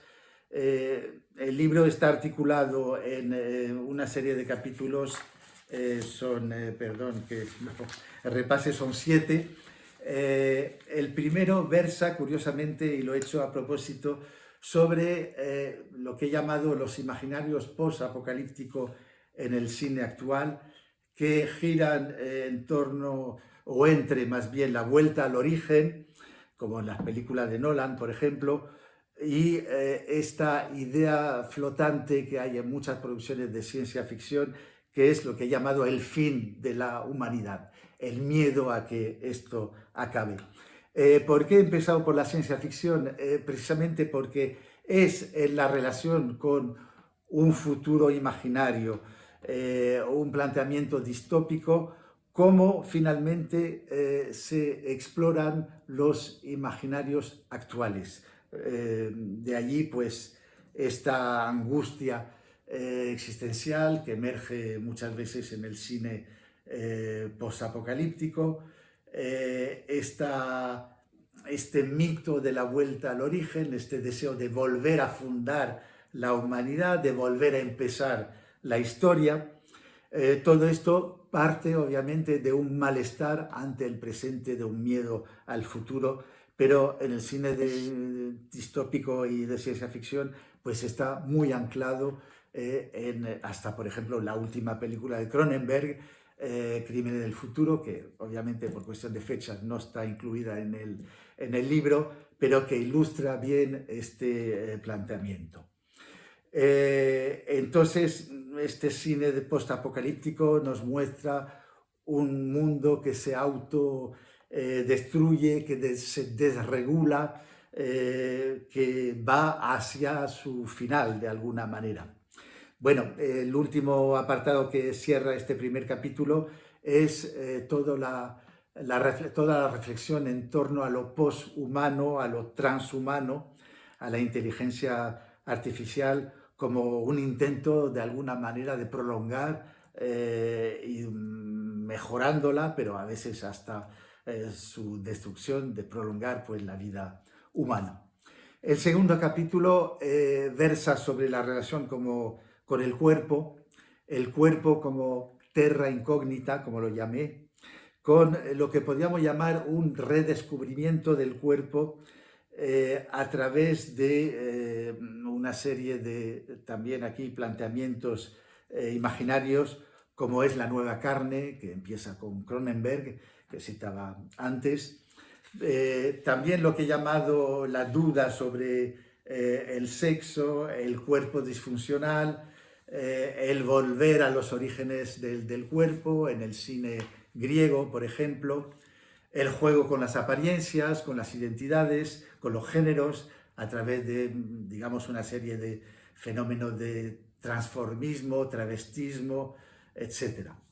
El tercer capítulo se llama Neoexistencialismo, estado de supervivencia, resistencia pasiva, malestar existencial. Gira en torno a la relación con el cuerpo íntimo, con los fenómenos de desaparición de sí. Retomo este concepto de David Le Breton, un socioantropólogo francés. Estado de resistencia pasiva también, en particular en la adolescencia, como Boyhood, la película de Linklater, y lo que he llamado nuevo o neoexistencialismo, en particular en torno a la crisis de los 30, por ejemplo, en el cine español, a través de la película de David Trueba, de Jonás Trueba, hay una producción importante en torno a esta crisis. El cuarto capítulo se aplica a la pareja, a los cambios de valores en torno a la pareja, que se sitúa entre el debate se sitúa entre libre albedrío, defensa de la integridad, reconocimiento del otro, y nos ofrece una representación de la pareja muy inscrita en un tiempo intermitente, lo que he llamado, jugando con las palabras, amor interruptus, es decir, unas relaciones, por ejemplo, que se extienden a lo largo de 10 años, una especie de toma y deja permanente, todo esto a raíz de la incapacidad o la dificultad para expresar el sentir. Esto se refiere a lo que he llamado la anedonia, un término de psicología, que expresa esta dificultad o a veces imposibilidad en expresar el sentir íntimo, que en la relación de pareja, por ejemplo, se traduce en dificultad para declarar el amor. Bueno, esto desemboca obviamente en amores líquidos, para retomar la expresión de Bauman, con una relación inmediata al otro que no consigue transformarse en relación estable. Entonces esto obviamente lo vemos en el cine argentino, por ejemplo, da lugar a exploraciones, juegos con los límites, las categorías, amores extremos, amores imaginarios, para retomar la película de Dolan. Amores imposibles, por supuesto, y una especie de rechazo al amor o a la pareja como imperativo social, ¿no? Una especie de lucha entre contrato relacional, que es el que prima, y contrato social, el que se quiere imponer, pero en realidad se rechaza. La quinta parte de este libro versa sobre la decadencia del héroe en el cine americano, con un cuestionamiento del sueño americano y obviamente cuestionamiento de los valores que están vinculados con él, la noción de superhéroe, por ejemplo, que deja paso a un héroe ambivalente, cuestionamiento de figuras prototípicas como son el pionero, el self-made man, el luchador, todo esto obviamente ilustrado por producciones recientes que lo ilustran. El trader, por supuesto, como nuevo héroe, y tras él una figura de poder invisible y mutante.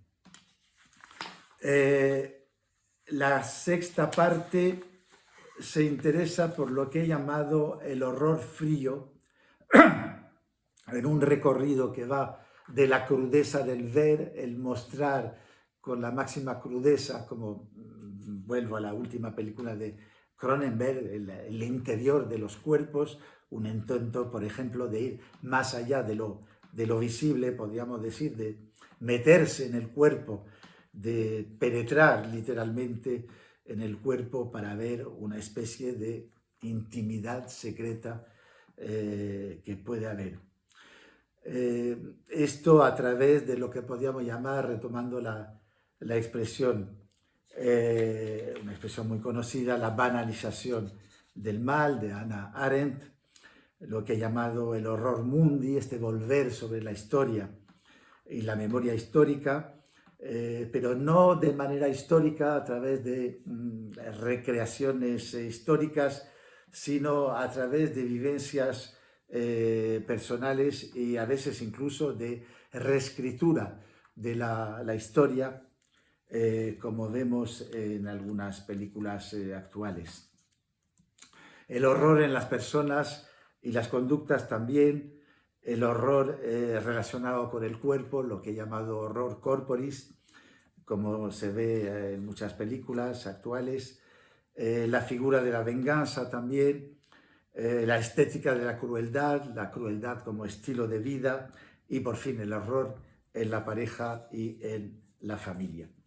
El último capítulo que no tenía pensado escribir, pero que finalmente ha sido un acierto porque de alguna manera es un tema que estaba latente en todos los capítulos anteriores, versa sobre el concepto de verdad, la oposición entre autenticidad y mentira, impostura, y la reversión de muchos valores en torno a la verdad, con, por ejemplo, muchas películas sobre plagio, sobre usurpación de identidad, sobre engaño deliberado, sobre autoengaño, sobre la verdad de los hechos, sobre lo que he llamado una búsqueda del otro lado de la verdad revelada, la verdad dogmática, para intentar construir una verdad desde, digamos, lo individual, en vez de hacerlo a través de un sistema axiológico impuesto por la sociedad. Bueno, para terminar, ¿por qué más allá de los límites? Porque el cine actual es un cine que de alguna manera no se satisface con la realidad y que va a buscar más allá de lo impuesto, más allá de los sistemas o los códigos morales y sociales, más allá también de la verdad impuesta, a veces en intersticios entre la verdad y la mentira, como si de alguna manera ya no hubiera fronteras nítidas entre conceptos como es el bien y el mal, como es la verdad, la mentira, como es también el placer, el dolor, es decir, una serie de fisuras que se han introducido dentro de nuestra representación del mundo y sobre todo que hacen tambalearse los valores heredados de la modernidad y llevan a una exploración de las fronteras, que es la frontera misma entre conceptos, pero también la frontera dentro de la misma representación de la realidad. Muchas gracias. Bueno, pues si alguien tuviera alguna pregunta que quisiera hacerle llegar, pues con gusto pueden dejarla en el chat y le mando el correo al doctor Inverdi a ver si luego compartimos sus respuestas o algo así, ¿no? Pues desgraciadamente no está él aquí con nosotros para dialogar en corto. Y ya pasamos a la última presentación de esta mesa, que es la presentación de un número especial dedicado al cine y la filosofía. Ya está acá con nosotros el doctor Rafael García Pavón. Él es doctor en filosofía por la Universidad Panamericana y actualmente es coordinador de investigación de la Universidad de Claustro de Sor Juana. Es subdirector de la revista IUCAF. Es especializado en el pensamiento de Kierkegaard y en las relaciones del cine y la filosofía como pensamiento ético del tiempo. Ha publicado diversos artículos y libros alrededor del cine y la filosofía. El más reciente, Filosofía Cinemática como Ética del Porvenir, recuperar y recomenzar el tiempo perdido. Y también está con nosotros el doctor Josep San Martín Cava, profesor de la Universidad Politécnica de Valencia y de la Universidad Miguel Hernández de Elche. Es el director de la revista AYU de la Sociedad Iberoamericana de Antropología Filosófica y coordinador del proyecto de investigación de la Universidad Católica San Vicente Mártir, el personalismo en la narrativa audiovisual. Les agradecemos a ambos por estar aquí con nosotros y por pues hacer esta presentación del número especial dedicado al cine y la filosofía. Bueno, pues muy buenas noches, muy buenas tardes, y allá a Josep en España, muy buenas medias noches, ¿no? Ya en la hora 25, como decía Vintila Joria. Pero bueno, sí, nosotros vamos a presentar, como bien escucharon, un dossier, el número 4, de la revista. Disculpa Rafael, que te interrumpa. ¿Será que podrías hablar un poquito más fuerte? Te escuchas un poco bajo de volumen. Bueno, no sé si ahí se escucha mejor. Un poco mejor, sí. Sí, es que tuve problemas aquí en la universidad con el wifi, pero bueno, sí voy a hablar un poquito más fuerte.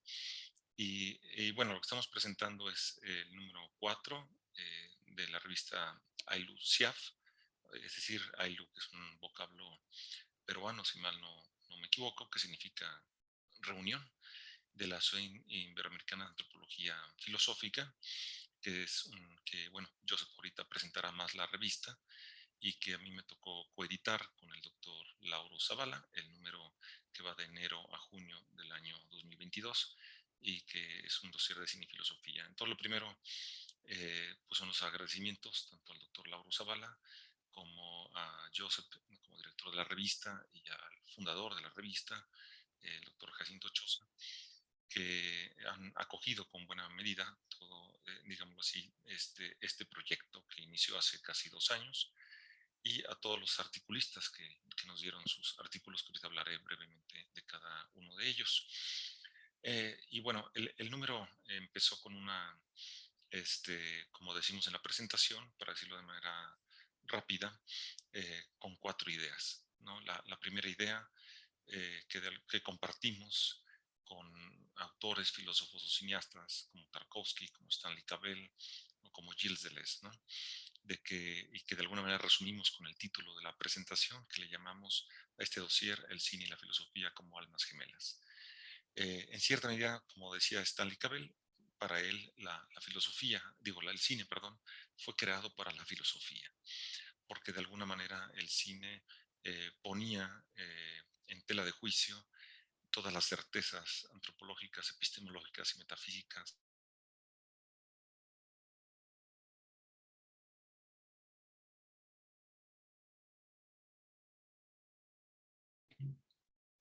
Rafael, creo que lo perdimos, ¿no? Sí, tampoco lo escuchamos por acá. Sí. Uy, no sé si, Joseph, tú podrías como relevarlo.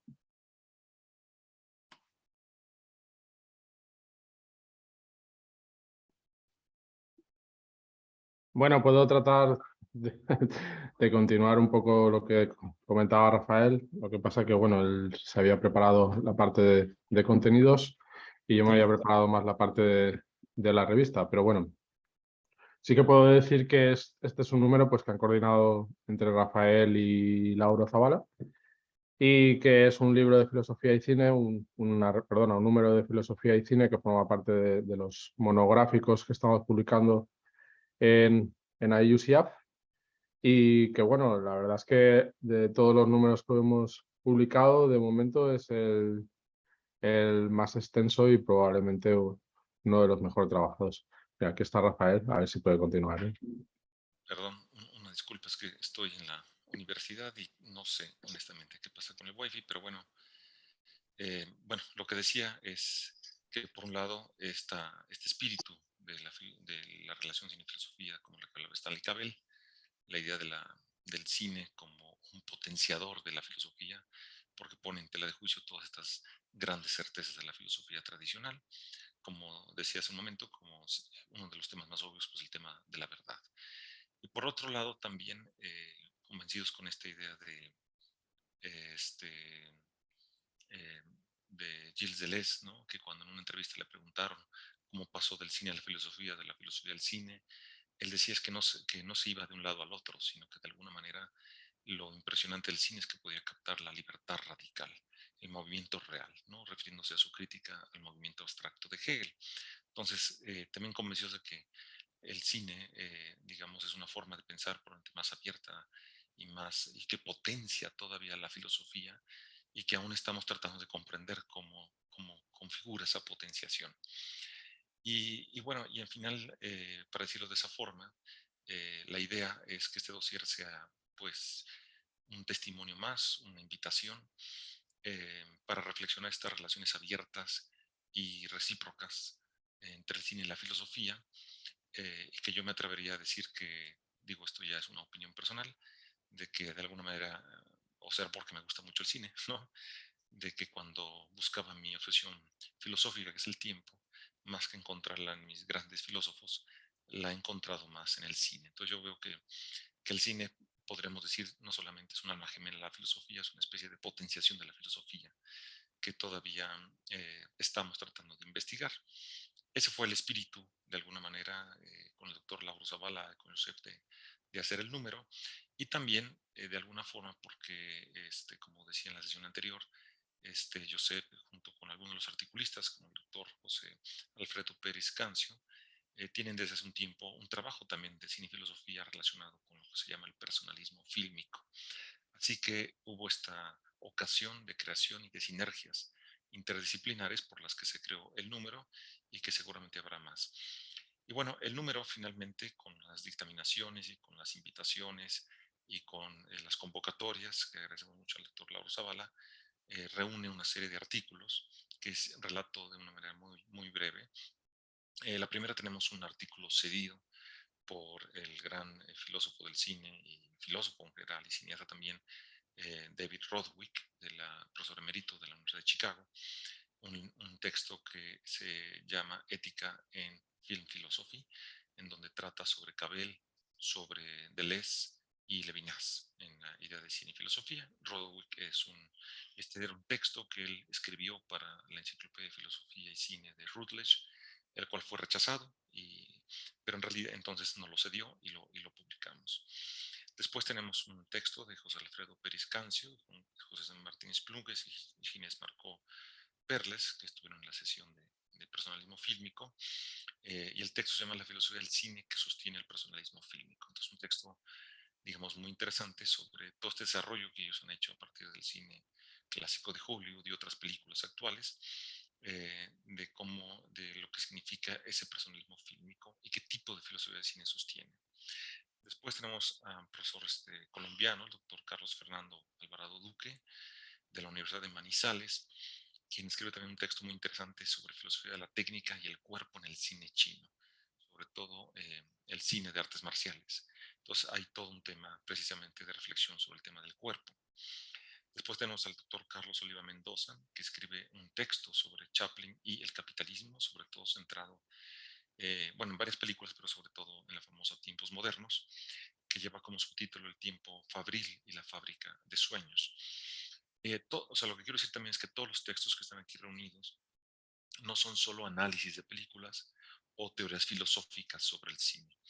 Es decir, no es como dicen ahora los que llevan el tema del film philosophy, no es solamente filosofía del cine o filosofía a través del cine, sino que trata de hacer una comprensión, digámoslo así, cinematográfica de ideas filosóficas, o trata de hacer categorías filosóficas a través precisamente del análisis cinematográfico, ya sea de manera general o ya sea en relación con algún autor o ya sea en relación con alguna película en particular. Ese es como el cariz que tiene el dossier. Después tenemos un texto de Sergio Aguilar Alcalá, que está aquí presente, a lo mejor podría hablar de su texto, que se llama La muerte real es aburrida, sobre los falsos documentales de terror entre dos muertes. Y después tenemos el texto Saber leer, saber ver, que es un tema sobre la ceguera, sobre José Saramago, de María José Rosa y Marcela Croce. Y bueno, casi finalmente un texto de mi autoría que se llama El cine como devenir trascendente, Kierkegaard y Deleuze, sobre la película The End of the Affair de Neil Jordan, que sobre todo es el tema de la imagen cristal y las potencias de lo falso, como el pensamiento, digamos, sobre el movimiento del espíritu en Kierkegaard. Y en una sección de creación tenemos del doctor Diego Lizarazo de la UAM, una reflexión y un ensayo sobre la ontología del amor de la película de Wong Kar-wai, In the Mood for Love. Y también en la parte de reseñas, además de tener una reseña de Josep sobre la revista de estudios internacionales, tenemos una bibliografía sobre libros de filosofía de cine en los últimos 40 años y una filmografía de 40 películas biográficas sobre filósofos que hizo el doctor Lauro Zavala y que puede ser como un referente para la investigación. Entonces, Josep, si quieras presentar un poco el cariz de la revista, a qué está abierta y qué otros dosieres vienen, porque de alguna manera también el espacio lo aprovechamos como para abrir las posibilidades, las invitaciones y la participación en una revista que también está indexada, etcétera.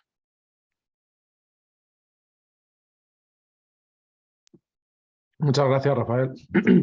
Vale, pues si quieren, para conocer un poquito la revista voy a compartir pantalla.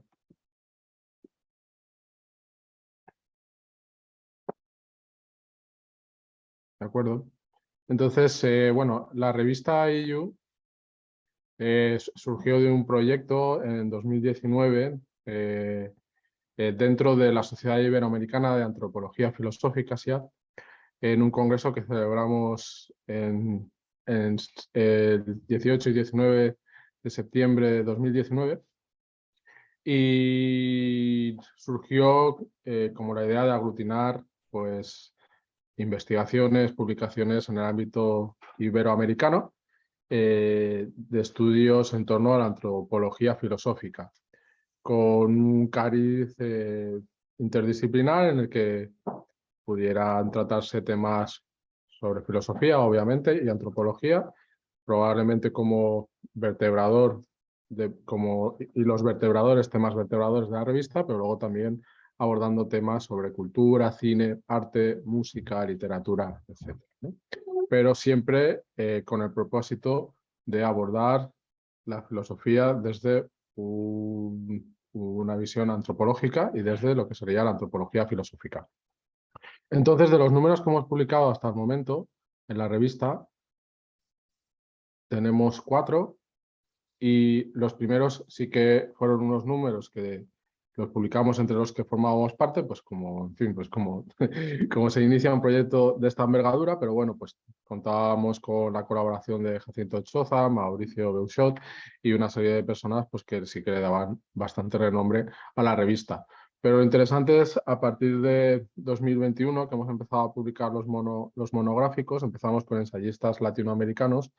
Ahora estamos con el número que han coordinado Lauro y Rafael, que es un número fantástico sobre filosofía y cine, el más extenso que hemos publicado hasta la fecha.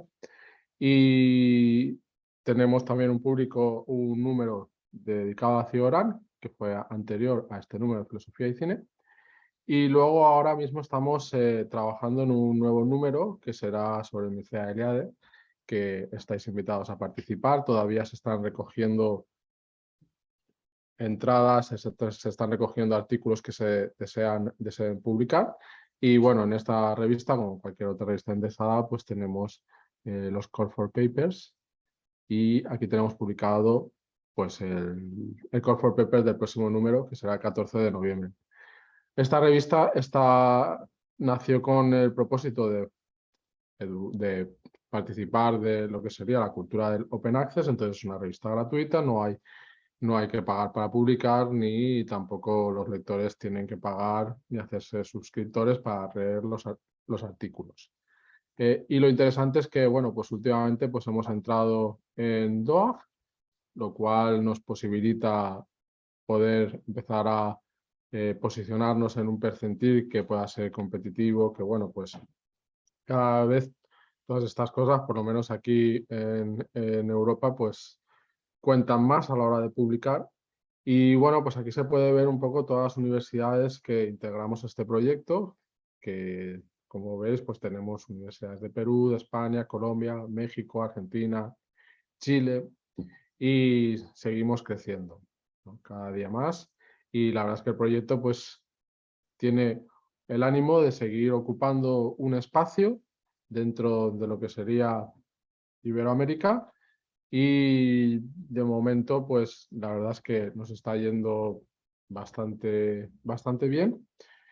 Y ya tenemos pues además pues la Sociedad Iberoamericana, que es la que acoge el proyecto, que se puede ver aquí, pues este año se ha oficializado, porque de momento habíamos firmado todos unos socios, pero este año ya tenemos toda la organización, que además viene pareja al proyecto de investigación, al proyecto editorial, desde que además pues, se proponen congresos de los cuales también la revista se puede nutrir en temas, ¿no? Entonces, digamos que es un proyecto editorial que combina tanto el trabajo de publicaciones como las investigaciones en el ámbito de congresos, actividades académicas, con una serie de universidades que hemos firmado para formar parte de esta sociedad. Entre las cuestiones importantes que podemos tener en cuenta también es que la revista, pues bueno, pues respeta la publicación de los autores y les ayuda también a difundir los artículos en nuestra base de datos, que además ahora mismo acabamos de oficializar. Y en definitiva, pues todo lo que tiene que ver con los preprints, etcétera, también se permiten. Y tampoco tenemos la exclusividad más allá de los artículos que se publiquen, eso sí, respetando las cuestiones de derechos la primera vez, pero el resto del tiempo pues no tenemos una política de copyright, sino que tenemos una política de Creative Commons para compartir conocimiento libre. Y bueno, si desean saber dónde tienen que acceder, pues la dirección de la revista es iucf.com. Yo soy el director, Rafael es el subdirector, pero tenemos la tutela de Jacinto Choza, que es el director emérito de la revista, el cual además pues también es el director de la editorial con el que se publican los números, con lo cual pues también tenemos la posibilidad de los números en digital, obviamente, pero también impresos, tanto aquí en España como en México. Y bueno, pues eso sería una presentación general de la revista y les invito a participar. Ojalá que les interese este proyecto y bueno, pues mi disposición es total a ayudar en todo lo que tenga que ver con proyectos de conocimiento libre, y es un orgullo poder participar con Rafael y con todos los que integramos este proyecto, que cada vez estamos creciendo más y sumando nuevas fuerzas y publicando pues eso con objetivos de calidad y con el objetivo además pues eso de competir en un ámbito que cada vez es más nuestro y no tenemos que tener ningún complejo, sino todo lo contrario, reivindicar el conocimiento y el pensamiento iberoamericano, que además de que es nuestro, también tiene su calidad y sus aspectos originales que se pueden recoger, distribuir, difundir, y qué mejor manera que hacerlo a través de una revista con unas aspiraciones a difundir en Open Access con un fundamento de conocimiento libre. Muchas gracias. Muy bien, muchas gracias por la presentación de este número, donde pues sí, efectivamente tuve el gusto de ser parte. Muchas gracias pues por todo el proceso, porque pues doy fe de que definitivamente es un trabajo profesional el que se hace, cosa que desgraciadamente no se puede decir de muchas revistas de cine, que no tienen un trabajo de respeto por el autor, y definitivamente aquí sí lo hay.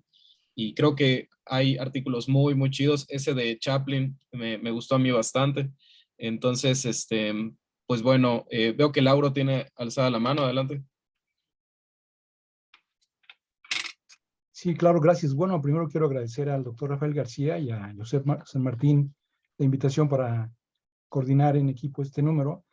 Y quiero señalar que hay un equilibrio muy interesante en el número entre la participación de, digamos, filósofos profesionales y quienes trabajamos en el lado del cine, como Sergio, yo y otros.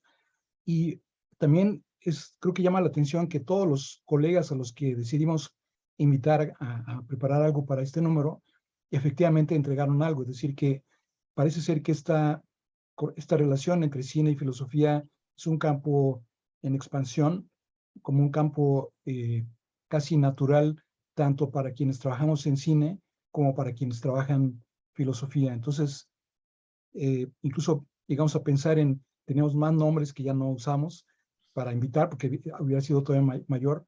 Entonces tenemos la idea de que tal vez más adelante se podría hacer algo, una continuación de este número. Pero creo que todo esto es un indicador de que realmente hay un interés de ambos campos por este terreno común. Es un campo, digamos, que está en expansión.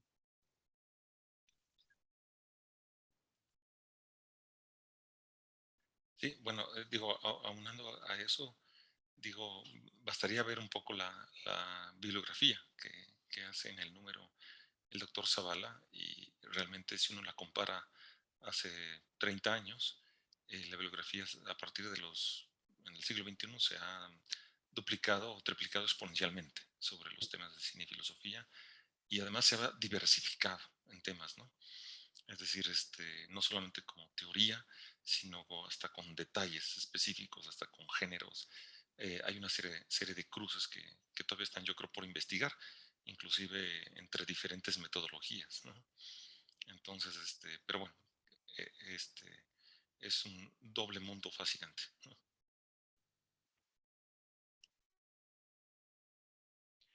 Muchas gracias. De entre quienes están aquí en la sala, ¿alguien quisiera comentar algo? Ya que hemos terminado las presentaciones, algo que haya quedado em, de la última presentación o de alguna de las anteriores que quisieran seguir discutiendo. Tenemos unos pocos minutos, pero sí podría haber chance de alguna otra pregunta.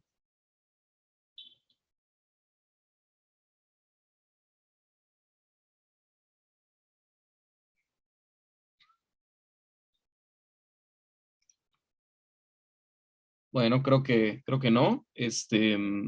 Pues dejo una vez más, por si alguien no se había conectado cuando lo enviamos, la carpeta donde pueden descargarse los materiales que se presentaron hoy. Entre ellos también pues está ahí completo este último número que nos presentaron los editores y directores de la revista. Y pues les agradecemos mucho su presencia a todas y a todos en esta sesión. Vamos a continuar con la última de las mesas del día de hoy, que va a estar en esta sala precisamente. Lleva por título Articulaciones entre cines latinoamericanos en la composición de pedagogías críticas y producciones audiovisuales. La mesa iniciará a las 18:15. Entonces tenemos unos minutos para estirar las piernas, ir al baño o algo así. Y les invitamos a que continúen en las siguientes mesas. Apenas estamos en el segundo día del Congreso, tenemos hasta el viernes. Y bueno, muchas gracias a las personas que estaban por acá y a quienes nos presentaron sus trabajos. Que estén todas y todos muy bien. Hasta luego. Gracias, nos encontramos luego. Hasta luego.